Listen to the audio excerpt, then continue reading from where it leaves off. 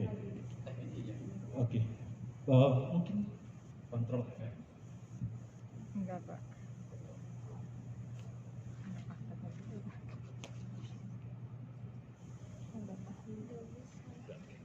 Baik, saya pengalaman kerja saya di Kementerian Dalam Negeri sejak tahun 1986. Kemudian tahun 2008 saya sudah menjadi direktur atau eselon 2 di sana, dan setelah itu saya keliling di berbagai direktorat di Direktorat Jenderal di Kementerian Dalam Negeri. Tetapi yang paling banyak saya di Direktorat Jenderal Keuangan Daerah yang kaitannya dengan memberikan guidance atau petunjuk seluruh kabupaten kota dan provinsi terkait dengan APBD, entah itu penyusunan APBD, entah itu evaluasi, LKPJ dan sebagainya. Nah, Bapak Ibu sekalian, sekarang saya diminta Mas Arief ini untuk menjelaskan tentang Undang-Undang Nomor 1 1922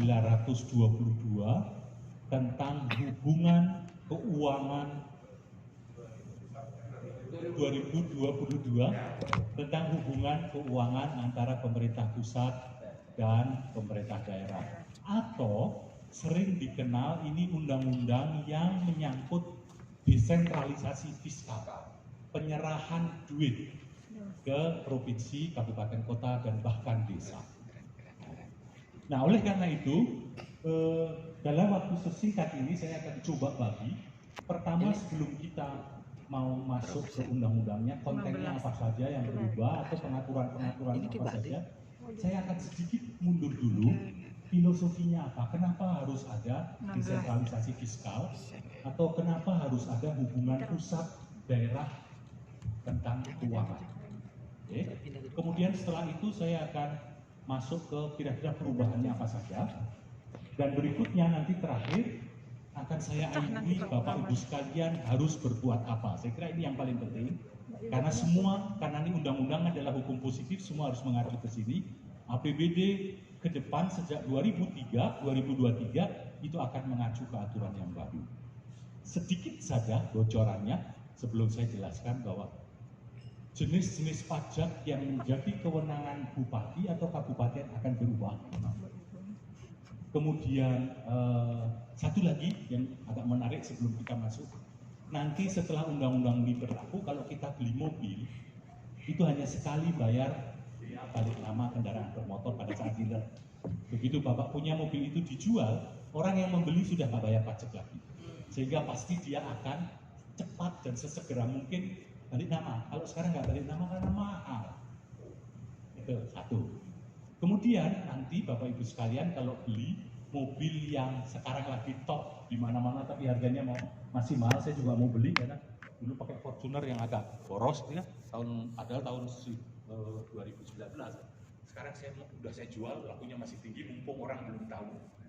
Saya akan beli mobil hybrid. Karena kalau mobil yang tidak pakai bensin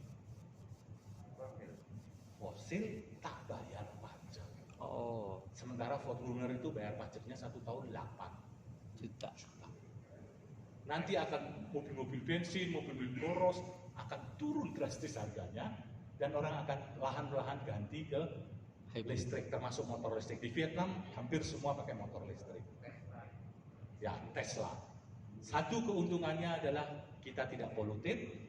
Kedua, kita akan menjadi negara kaya manakala semua orang butuh motor listrik, mobil listrik, karena bahan baku baterainya dari nikel.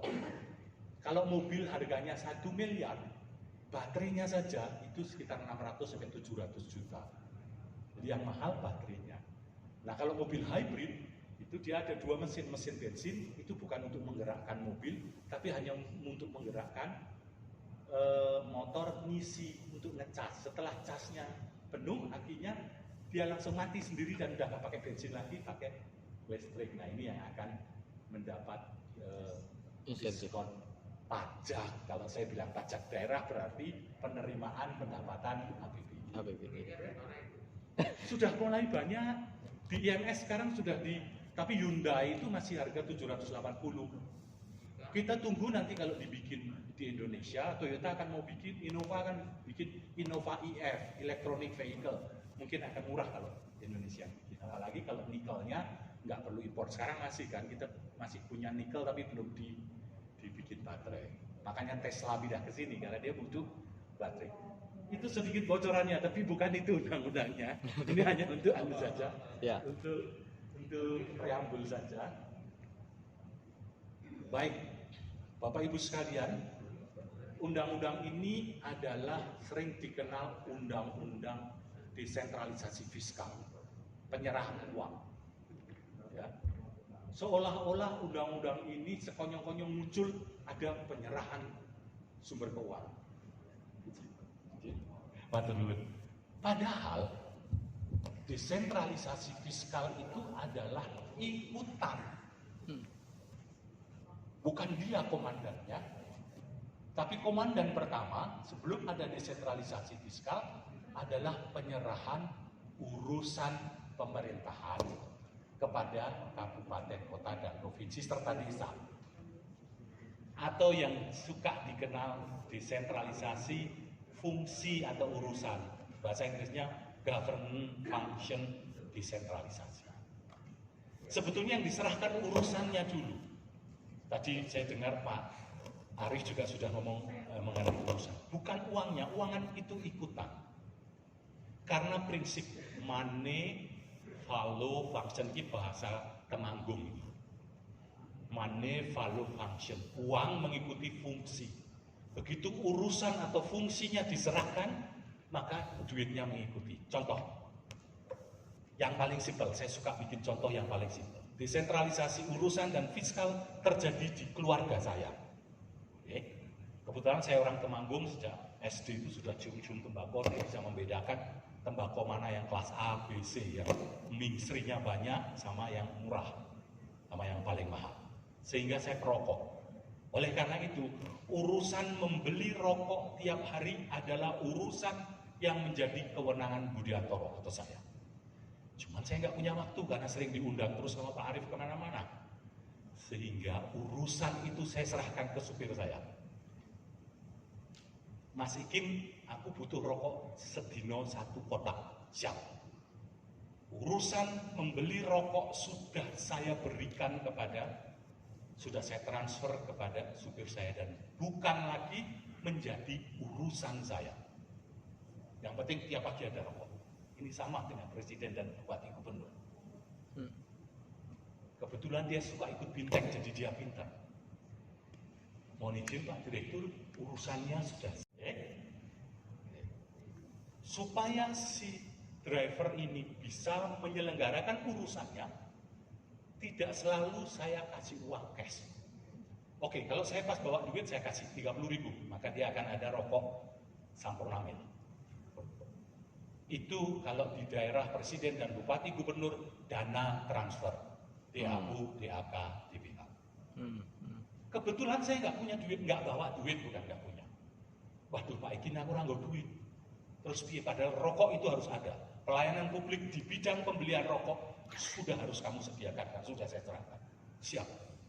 Kalau gitu gini aja, saya kan punya kontrakan, ada beberapa kamar.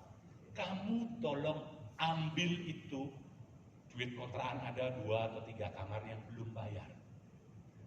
Kalau dia tidak dikasih uang, harus dikasih kewenangan untuk mengambil pajak dan retribusi, yaitu presiden dengan gubernur dan bupati. Saya juga seperti itu. Kamu ambil kontrakan nomor 1, siap. Diambil dia. Urusan beli rokok terlaksana.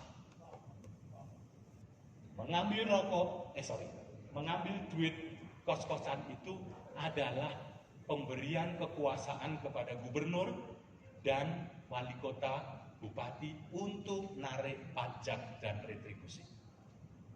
Baru dia bisa menyelenggarakan urusan. Berikutnya, saya nggak punya duit, nggak bawa duit. Kos-kosan sudah bayar kabeh. Bisa nggak dia menyelenggarakan urusannya untuk beli rokok? Masih ada, bisa. Apa? Supir saya kasih kewenangan untuk pinjam uang. Jadi supir saya, kamu kalau mau beli rokok, di sebelah itu ada adik saya tinggal di situ. Kamu pinjam duit di sana 50.000 baru beli rokok jam. Itu adalah pinjaman daerah. Jadi sebagai daerah otonomi yang menerima urusan dari presiden dan dia harus mengurus sendiri, mendanai sendiri, maka oleh presiden, oleh pemerintah diberikan kewenangan untuk ngambil pajak retribusi, itu ngambil kos-kosan, kewenangan untuk hutang yang sekarang lagi sedang ada masalah dirjennya KPK, dan duit cash, dana transfer. Dulu zaman Orde Baru sebelumnya namanya dana impres. Kalau DAU disebut impres dadi 1, dadi 2, kalau DAU kabupaten. Kalau untuk DAK pendidikan jadi SD impres, DAK kesehatan jadi puskesmas, DAK perdagangan jadi pasar impres.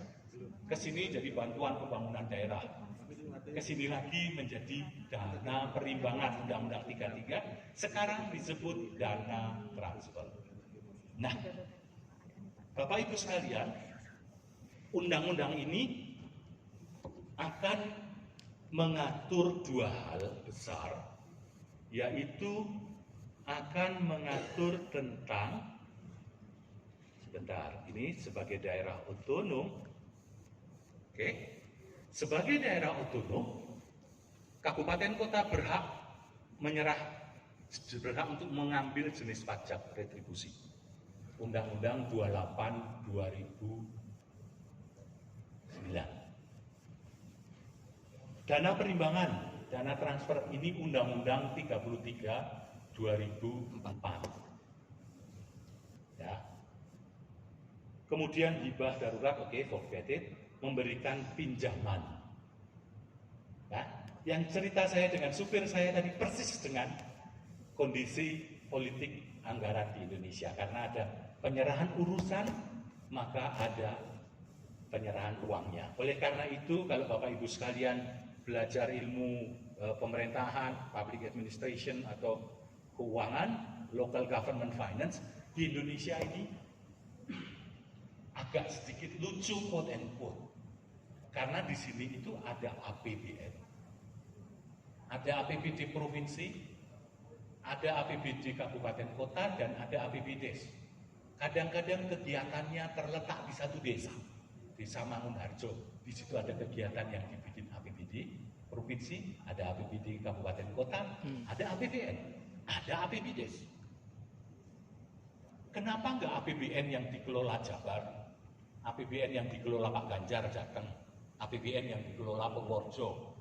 Kenapa harus ada APBD Purworejo, APBD-nya Jawa Tengah dan sebagainya? Itu karena adanya desentralisasi urusan, karena ada penyerahan urusan. Maka ini sudah bukan urusan presiden lagi, maka jadi urusan gubernur, harus didanai sendiri.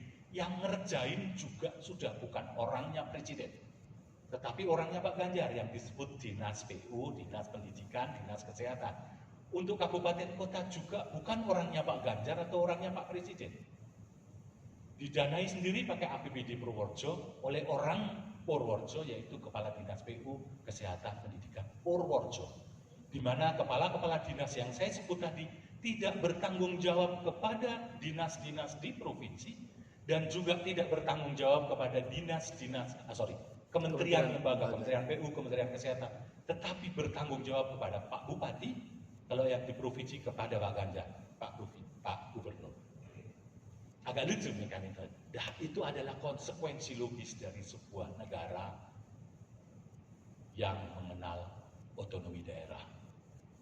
Makanya dulu waktu Gus Dur masih presiden, beliau itu kan smart banget. Setelah dia mekanisme itu, dia bilang, Indonesia ini negara kesatuan yang jadi federal ya. Karena tadi itu adalah konsep negara federal.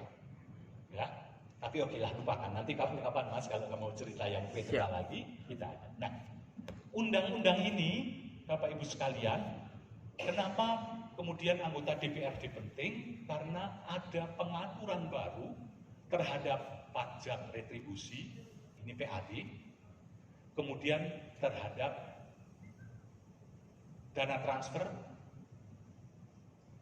DBH, dana bagi hasil, dana alokasi umum, dana alokasi khusus, kemudian pengaturan juga mengenai dana keistimewaan, tapi lupakan itu bukan domain Bapak Ibu sekalian karena bukan Jogja atau Otsus itu Jogja, Aceh sama Papua. Kalau Jogja namanya bukan Otsus tapi dana keistimewaan. Kebetulan dulu undang-undangnya yang bikin saya di DPR Mas Ganjar dulu, ketua Komisi 2 waktu itu. Oke. Bapak Ibu sekalian, jadi yang merah-merah itu dana transfer, pajak daerah, itu diatur ulang oleh undang-undang ini. Mohon maaf saya agak cepat-cepat karena saya terlambat. Tetapi undang-undang ini selain memperbaiki kapasitas fiskal APBD, dia juga sedikit mengatur tentang kualitas belanja. Jadi belanja pegawai nanti akan diatur maksimum 30%, tidak boleh lebih dari 30%. Sekarang rata-rata 50-40%, terutama provinsi-provinsi giant ekonomi di Jawa Tengah, Jawa Timur, karena udah terlampau banyak pegawainya. Kemudian belanja modal juga diatur. Klaten belanja modalnya hanya 5%, nanti Purworejo kita lihat berapa. Klaten aja itu harus menjadi 40%. Bagi politisi, Bapak Ibu sekalian dan Bupati Gubernur senang. Kenapa kok senang? Oke, saya ceritain dulu 3 jenis belanja. Belanja pegawai adalah belanja yang untuk gaji dan tunjangan. Yang menikmati siapa? Pegawainya, kantongin.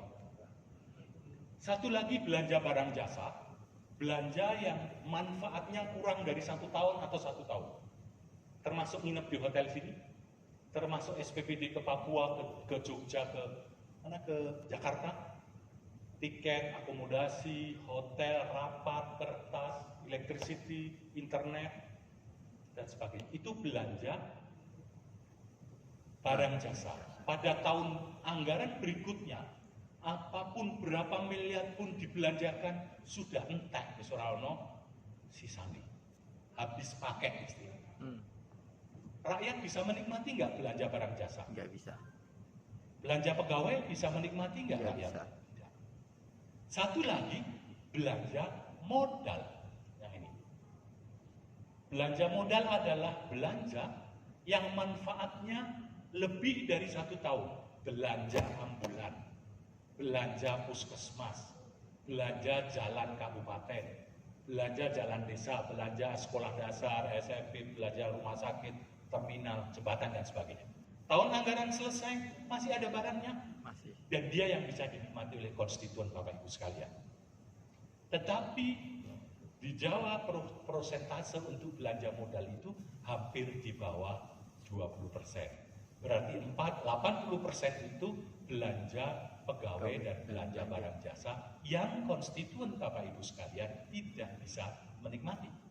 Sehingga orang sering mengatakan, pada saat Bapak Ibu sekalian dan Pak Bupati berkampanye dulu pasti memberikan janji politik. Nah, janji politik ini pada akhirnya akan ditagih, langsung atau tidak langsung. Instrumen untuk memenuhi janji politik itu bisakah dengan belanja barang jasa? Nggak bisa. Belanja pegawai, apalagi hanya bisa dengan belanja modal, pengerasan jalan kampung, listrik masuk desa, dan sebagainya. Nah, kalau undang-undang ini mempersyaratkan nanti belanja modal 40%, berarti ruang fiskal Bapak Ibu sekalian dan Pak Bupati untuk memenuhi janji politiknya Lebih itu 40%, lumayan. Iya.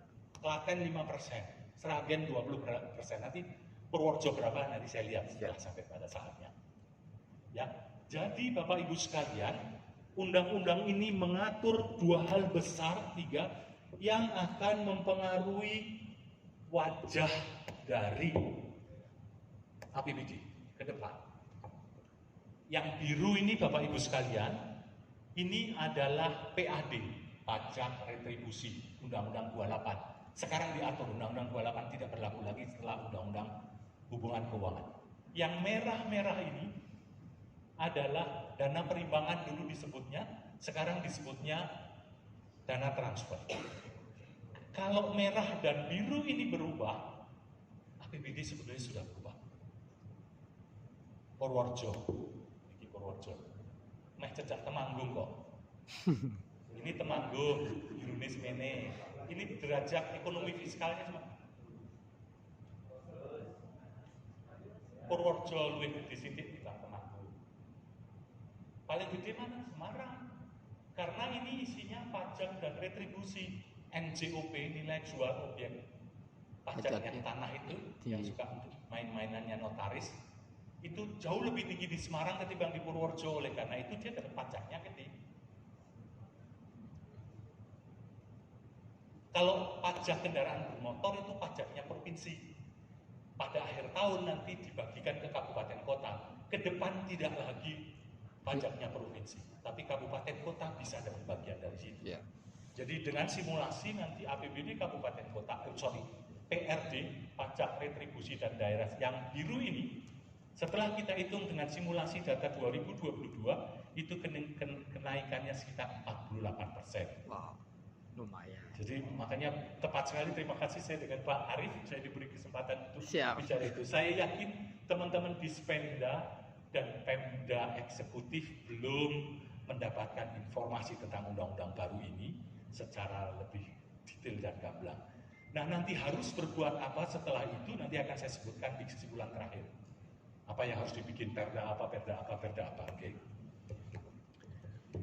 Yang biru-biru ini, Bapak Ibu sekalian, kalau dilihat gambarannya saya pengen gambarin aja sedikit. Ini yang biru tadi itu menjadi biru ini pajak, merah ini retribusi. Kenapa retribusinya gede nih? Berarti Semarang lebih rame ketimbang katakanlah di mana yang merah-merah kecil itu berarti pasarnya terminalnya sepi. Kan yang biru ini pajak. Rata-rata Indonesia itu 128, rata-rata Jawa Tengah itu 140. Jadi Jawa Tengah itu pajak seluruh Jawa Tengah itu kabupaten di Jawa Tengah itu di atas rata-rata Indonesia 128 miliar, di sana 140. Tapi jangan bangga dulu karena kalau dibandingkan satu ini Bali, Indonesia 128, Jawa Tengah 140, Bali 530. Wow, dahsyat. Bali terutama Badung. Ini pajak restoran dan hotel sebelum pandemi, makanya data saya 2019, 2020, 2021 tidak saya beri. Karena itu datanya sudah beda lagi dan bukan kebijakan yang sebenarnya karena ada refocus untuk beli vaksin dan sebagainya pandemi.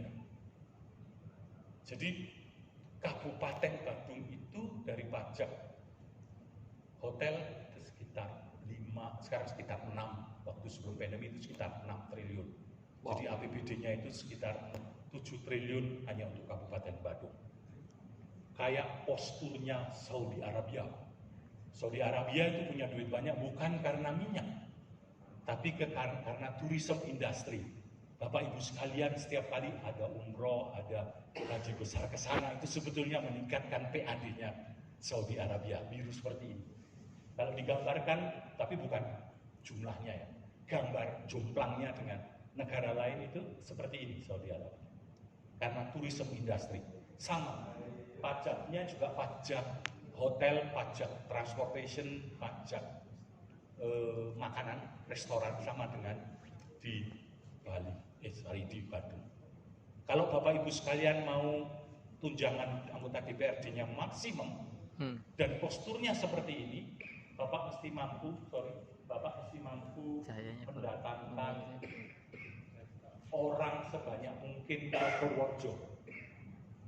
Syukur-syukur seluruh bintek anggota DPRD di Jawa Tengah atau kalau bisa Indonesia dilakukan di Purworejo. Karena sekarang ini Bapak Ibu sekalian sebetulnya sedang menambahi kantongnya orang kota Jogja, anggota DPRD-nya Jogja, sehingga dia maksimum 5 kali lipat, bukan 3 kali lipat lagi. Karena Bapak Ibu sekalian dan banyak orang dibawa Mas Arief ke sini. Anang, istrinya Krisdayanti dulu waktu kawinan dia pakai arak-arakan kayak di Rio de Janeiro. Waktu kawin dengan yang baru ini. Asanti. ya nanti Romo, sehingga orang banyak nonton. Nah itu PAD-nya pasti akan meningkat, parkirnya pasti begede, pajak makanan masih gede. Atau Kota Wali yang dekat Surabaya itu, Gresik, banyaknya orang ziarah ke sana, itu meningkatkan PAD dia karena orang banyak parkir, termasuk Bapak Ibu sekalian itu pernah ke sana. Dan itu setiap hari berkali-kali dari berbagai daerah, tidak hanya di Jawa. Siapa yang mampu mendatangkan orang banyak akan gede ininya. Oke, lupakan. Sekarang aturannya piye, Pak Budi, gitu kan? Perubahannya kayak ngopo? Oke.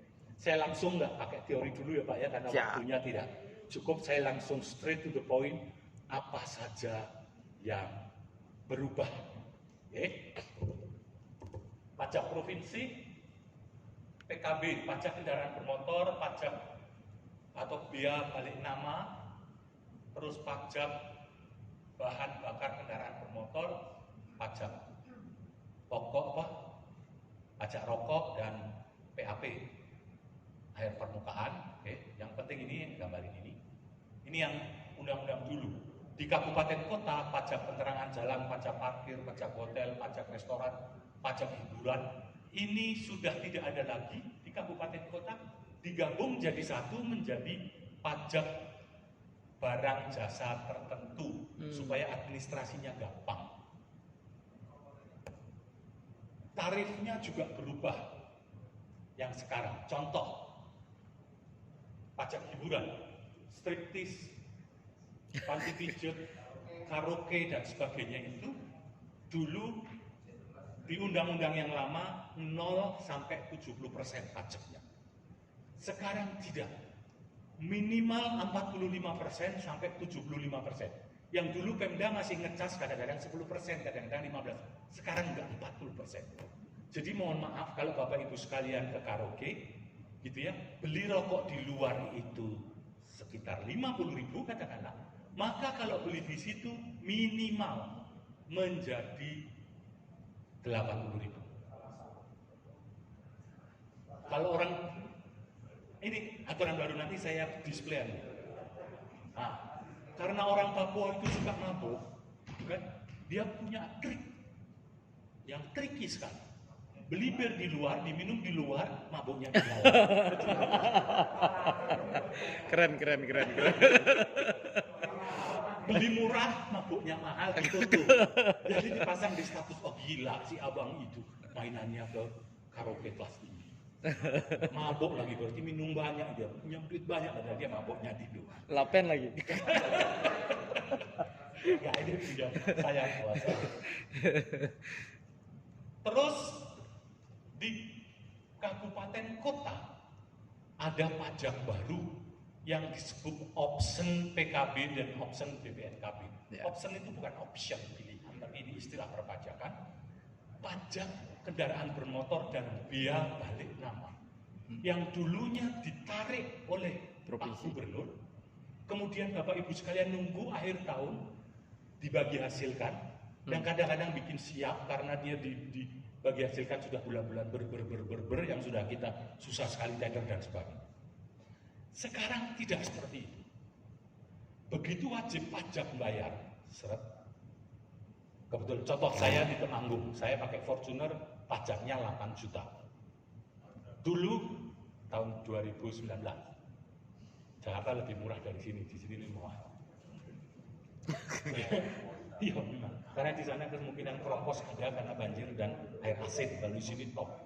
Mobil-mobil di Temanggung itu tahun-tahun lama masih mulus. Di samping orang duit nggo tuku bensin ora tau lunga tur ya ora kenal. Banyu asin ya. Oke. 8 juta saya bayar, maka langsung dipungut oleh bendaharanya Pak Bandar Pranowo, Pak Ganjar, BUD Bendahara Umum Daerah. Nanti begitu terakhir itu dikasih ke Temanggung. Sekarang tidak.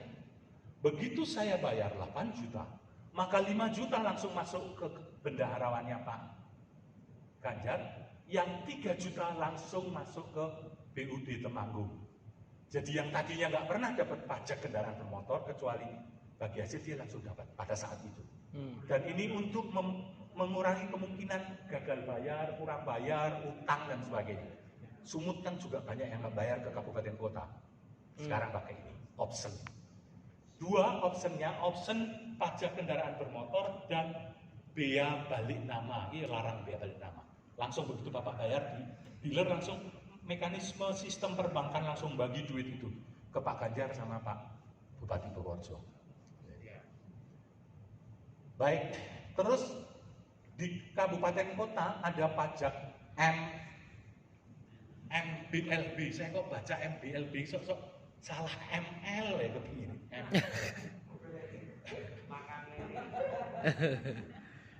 ML itu melinjo. Melinjo. Asam urat.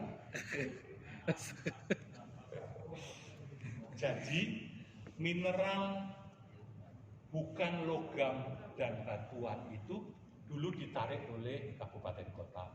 Sekarang begitu bayar wajib pajaknya langsung masuk ke kabupaten kota Jatahiriro, nanti ada hitung-hitungannya, rupiah persentasenya nanti bisa lihat, langsung masuk ke provinsi. Jadi Bapak Ibu sekalian, saya bikin transparansi ini ada sekitar 85 halaman. Itu sebetulnya Bapak Ibu sekalian nggak usah baca undang-undang yang setebal ini, ikutin aja itu. Nggak saya tulis pasalnya, tapi dia langsung kalau Bapak Ibu kurang percaya, begitu anak ini langsung dibuka di sini ada semua. Ya, misalnya apa gitu sudah saya coret-coretin di sini seperti itu. Pak Budi mau nanya. Monggo.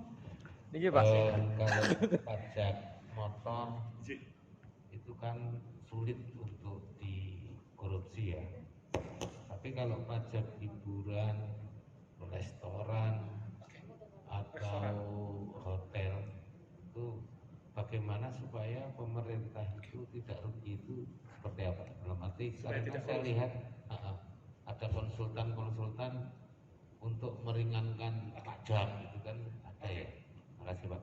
Oke. Cek. Ahok pernah punya metode bagus sekali.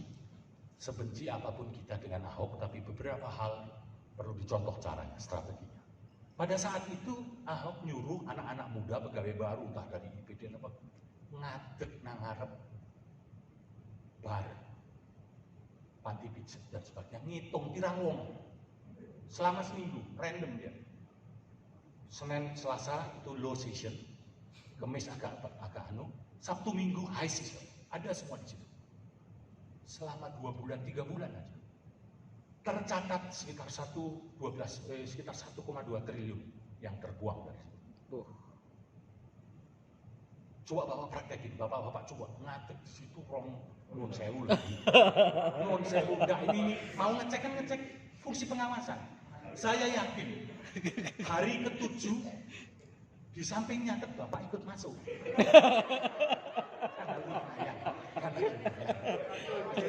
Yo ora kok cicik-cicik itu loh ya. Terus kedua, contoh DPRD Kota Surabaya. Dia ada ulang tahun, salah satu ulang tahun, kebetulan bukan bulan puasa. 50 orang makan bareng di satu restoran. Catet meja berapa, jam piro dino apa, enteke piro, sesuk RDP dicatet orang. Begitu gak dicatet, senenono. Semua restoran akan saya cek seperti itu, langsung melambung itu Pak. Karena proses pajak, parkir juga seperti itu, bisa kita honorer itu mahasiswa tingkat 1-2 kayak penelitian sedino dikai duit 200 seneng banget seminggu. Senin tanggal muda, tanggal tanggung, tanggal tua, di rata-rata ketemu potensi parkir di kota Purworejo. Dan boleh kok anggota DPRD merekrut tenaga ahli kan di aturannya itu. Nah itu, tapi oke. Nanti setelah itu kita bicara yang itu lebih lama lagi. Ini saya melanjutkan dulu perubahannya di mana, ya. Setelah itu karena waktunya harusnya ini 6 jam. 6 jam. Kalau belum retribusi yang tadinya banyak sekali 14 retribusi jenis layanan itu dipangkas semua, tinggal 4 ya, tinggal retribusi kesehatan, kebersihan, yang merah ini, parkir dan pengendalian lalu lintas. Biaya cetak KTP, kenapa dipangkas? Kenapa dihilangkan? Karena itu adalah kewajiban negara untuk memenuhi hak sipil warga negaranya. Terus menerang, Bapak punya timbangan sudah lama terus diterang, itu kewajiban negara, tidak bisa itu dijadikan retribusi. Namun jangan khawatir, walaupun beberapa retribusi dihilangkan, itu tidak akan menurunkan PAD. Sudah dihitung, karena ada kompensasi dari option pajak dan sebagainya. Oke, satu lagi yang ekstrim dalam undang-undang ini, jenis retribusi bisa ditambah. Lagi-lagi jumlah retribusi bisa ditambah dengan peraturan pemerintah. Jadi Bapak Ibu sekalian bisa memberikan advokasi kepada pemerintah pusat, Menteri Keuangan, tolong khusus untuk Purworejo ada retribusi A. Yang paling banyak seluruh Indonesia itu daerah-daerah yang perkebunan kelapa sawitnya sangat besar. Daerah itu nggak dapat apa-apa, tapi jalannya cepat rusak. Maka mereka bondong-bondong minta ada PP baru, retribusi perkebunan sawit. Ya, ada juga mungkin daerah-daerah batu bara yang setiap kali untuk jalan dia rusak, tapi daerah nggak dapat apa-apa. Bikin PP yang retribusi batu bara. Ini retribusi sawit ini semua. Rio, kemarin saya ketemu orang Papua, itu semua mengajukan retribusi baru. Boleh dimungkinkan dengan PP. Yang retribusi ini semuanya tarif dan sebagainya belum ditulis, tapi kalau pajak sudah ada di undang-undang. Yang retribusi mengenai tarif, mengenai mekanisme dan sebagainya sedang disusun PP-nya, sebentar lagi akan muncul. Jadi Bapak Ibu sekalian sabar dulu, nanti akan ada. Nanti kita tanya ke Kementerian Keuangan. Tapi sekarang saya dengar, saya pernah hadir juga ada di webinar diskusi semua untuk itu. Sama untuk nanti ketemu dengan Mas Rembang. Kenapa? Tema selama teman-teman Dewan juga ngerti. PP Ikut pokoknya kemana arah kita pernah tahu. mengenai Dan yang saya jadi mengenai dan itu sebagai foundasi Bapedah kan enak. PP 33 mengenai apa ya? Sehingga saya Ya, Perpres sinkronisasi RKPD dari kebijakan Apa? dari RKPD ini sudah tema beliau. Ya, oke, tapi bukan di hubungan ini nanti. Pedoman APBD kita Saya udah tahu belajar. karena saya juga sehari 400.000 itu kurang. Mau bayar hotel kalau ngatus, itu makan pagi, makan siang, sama sore bayar diri. Nah itu. Ya, nanti. Ya, Tapi gimana bukan di tentang sini. Bukan di sini. ya. Gitu loh. Baik Bapak Ibu sekalian, kebijakannya dengan adanya option pajak tadi Tadi tak rembuk sama yang langsung masuk kabupaten, kota, dan provinsi itu hotelnya. diupayakan tidak memberatkan wajib pajak. Kalau saya bayar 8 juta, Pindah ke Insight. karena sudah langsung dipisah ke Temanggung dan ke Jawa Tengah, maka saya tidak lebih bayar 8 juta, mungkin ya 8 juta 100 atau malah 7 juta 900. Jadi tidak membebankan wajib pajak. Itu hanya mekanisme transferring saja. Oke. Kemudian Bapak Ibu sekalian, Oh ini kegiatan apa? Ya.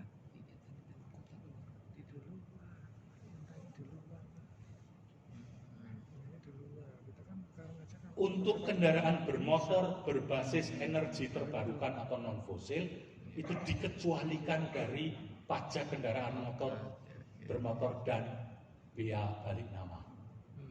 Ada maksud di belakang itu, saya tahu untuk penyusun undang-undangnya ini.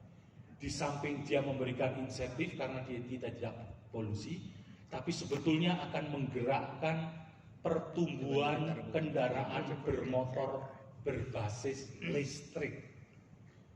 Begitu ini gede di Indonesia, maka nikel akan gede banget harganya. Jangan-jangan Bapak Ibu sekalian kalau pernah dengar dulu ada satu negara, Pulau Nauru namanya, dulu terkaya di dunia, penduduknya hanya sekitar 18.000. Dia punya tambang bekas kotoran burung laut yang numpuk di sana jadi fosfor itu. Sekarang udah habis jadi paling miskin lagi. Jadi memang mengandalkan sumber daya alam itu biasanya cepat miskin. Be careful dengan yang mengandalkan energi tidak terbarukan. Tapi kalau yang terbarukan seperti kelapa sawit jadi apa? Jadi biogas dan sebagainya itu akan langgeng. Gitu. Tapi kalau yang tidak terbarukan itu negara bisa sangat kaya raya dan habis itu paling miskin di dunia. Nauru sekarang menjadi negara paling miskin di dunia. Yang tertinggal di sana adalah obesitas karena sudah terbiasa seperti orang kaya dulu, makanya sekarang udah gak punya tinggal orang gemuk-gemuk di sana seperti saya. Sekarang sudah miskin lagi akan gurih. Oke? Ini lagi. Yang paling penting lagi insentif. Pak Bupati boleh memberikan pajak gratis insentif terhadap pengusaha mikro dan ultra mikro dengan dua cara. Ada permintaan dari wajib pajak. Kedua, sebagai pejabat kepala daerah tanpa ada permintaan dia bisa ngasih langsung insentif pajak. Nggak usah bayar pajak yang cilik-cilik, dogang kok, bakul gemblong, bakul potil, bakul kok merasa dipajakin. Itu dari kemudian Bapak Ibu sekalian untuk ini baru yang biru tadi ya Bapak, yang pendapatan asli daerah. Berdasarkan data APBD 2020, pengaturan PDRB itu pajak daerah dan retribusi, sesuai dengan undang-undang ini, memberi peningkatan penerimaan pajak daerah retribusi kabupaten kota sampai 48,98%, sekitar 49% rata-rata pendapatan asli daerahnya akan naik karena undang-undang ini diterapkan. Ya, itu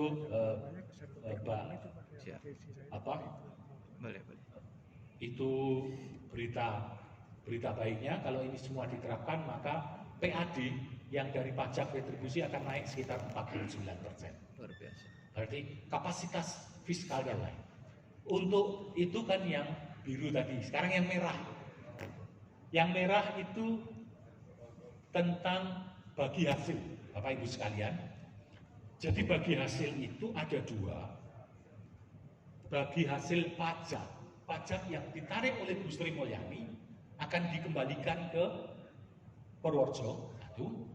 Satu lagi pajak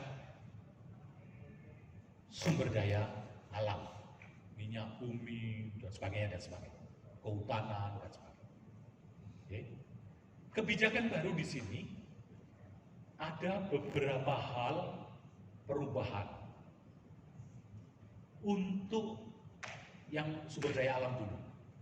Dulu yang mendapatkan bagi hasil itu selalu kalau ada penambangan di bawah 4 mil garis pantai. Sekarang 4 sampai 12 mil ada sumur di situ, daerahnya juga harus dari bagi hasil. Dulu tidak ada. Satu. Yang kedua, kalau ada bagi hasil dari Kabupaten Purworejo, sebagian diberikan kepada kabupaten kota yang ada di Jawa Tengah. Hanya itu. Sama Purworejo sebagai penghasil yang dapat. Sekarang enggak. Temanggung, Wonosobo yang berbatasan dengan Purworejo juga dapat bagi hasil. Ini untuk pemerataan horizontal. Kemudian Purworejo tak pernah punya sumur, tak pernah punya tambang. Tapi karena orangnya pinter-pinter, bikin pengolahan batu bara, pengolahan minyak bumi menjadi plastik, biji plastik. Maka daerah pengolah dapat bagi hasil. Secara di belakang layar, sebetulnya kita sedang memacu adanya kompetisi antar kabupaten kota sesuai dengan kompetensi. Sekalipun kabupaten kota saya miskin, tapi kalau pinter apa salahnya seperti Singapura, minyak kita punya, ikan kita punya, hutan punya, mining punya, tetapi kalah dengan Singapura yang tidak punya apa yang saya sebut tadi. Singapura tak punya minyak, tak punya hutan, tak punya ikan. Apa yang dia miliki? SDM dan daya saing. Karena daya saingnya tinggi, semua international company buka cabang di Singapura, bayarnya di Singapura, operasinya di Nauru, di Indonesia, di Kaledonia, bayar pajaknya di Singapura, headquarternya di Singapura. Kenapa Singapura seperti itu? Karena SDM-nya smart dan dia berusaha untuk meningkatkan daya saingnya tinggi sekali. Setiap dia daya saingnya tinggi, maka investor akan masuk ke situ. Nah, kompetisinya kalau Purworejo jadi smart, nanti anak-anaknya pinter, bisa bikin pengolahan misalnya, pengolahan tambang apa, dia akan mendapatkan bagi hasil nanti di sini satu. Kemudian berikutnya perbatasan dapat bagi hasil. Contohnya seperti ini, Bapak Ibu sekalian. Nanti Bapak Ibu sekalian tidak saya jelaskan satu-satu, jangan baca ini nanti mumet karena oke. Langsung lihat sini aja, straight to the point, langsung lihat di situ aja. Misalnya ini. Minyak sih, minyak. Kita emang 1% ini gede nih rakaruan duitnya. Ini ya, minyak bumi. Ya. Undang-undang lama 15% untuk daerah, undang-undang baru 15% sama. Tetapi pembagian ke dalamnya beda. Provinsi bersangkutan tadinya 3,1, sekarang 2%. Kabupaten penghasil, misalnya Purworejo ada minyaknya, 62 dulu, sekarang Purworejo dapat 6,5 kalau misalnya penghasil. Kemudian kabupaten perbatasan, kampung saya Temanggung, Wonosobo, walaupun tidak menghasilkan, saya dapat duit dari adanya Purworejo punya tambang. Kemudian karena Temanggung, Wonosobo itu adalah bagian dari provinsi Jawa Tengah, dapat lagi dia. Sebagai kabupaten di provinsi dia dapat, perbatasan dengan Purworejo dia dapat. Apalagi karena Temanggung pinter-pinter, dia pengolah. Tambangnya di Purworejo, diolah di Temanggung, dia dapat bagian lagi 1%. Kabupaten kota pengolah. Jadi nanti pinter-pinteran, gitu, smart daerah, kalau dia smart, dia mampu menjadi pengolah, sekalipun dia miskin dari sisi sumber daya alamnya, dia bisa dapat cuan banyak dari sumber daya alam. Contoh lagi, nih ya, untuk minyak bumi, itu dulu yang undang-undang lama ini hanya yang 4 mil. Ini yang 4 mil. Untuk yang 4 sampai 12 mil, dulu tidak pernah dibagikan ke daerah, semua ditarik oleh pusat. Sekarang dibagikan, berapa persen? Cukup gede 15. Kayaknya kecil 15, tapi kalau minyak gede banget 15 itu. Kalau batu bara masih kecil, kalau minyak besar sekali. Nah, mana yang dapat kebetulan Purworejo misalnya ini, ada di 12 milnya itu ada sumur minyak, maka dia dapat 5%. Kabupaten kota dalam provinsi Jawa Tengah dapat 9,5%, dan Temanggung kebetulan contohnya, dia sebagai pengolah dapat 1% lagi. Jadi nanti kayak mobil Jawa Timur kan banyak smelter itu ya. Ya. Waktu itu dia akan dapat bagi hasil dari di mana bahan baku itu diambil. Jadi orang berlomba-lomba untuk menarik investor Ya. mengolah tambang dengan cara meningkatkan daya saing tentu saja. Jadi orang iso meri nek Temanggung itu ping telu sebagai kabupaten kabupaten di Jawa Tengah sebagai pengolah dan dia sebagai daerah yang berbatasan. Ini untuk mengurangi disparitas horizontal, untuk mengurangi kesenjangan horizontal. Baik, itu yang bagi hasil. Satu-satu tidak saya jelaskan, tapi Bapak Ibu sekalian membaca ini saja langsung paham, karena itu tidak bisa didiskusikan karena prosentase. Ya udah apa adanya itu jadi hukum positif. DAU sekarang mulai.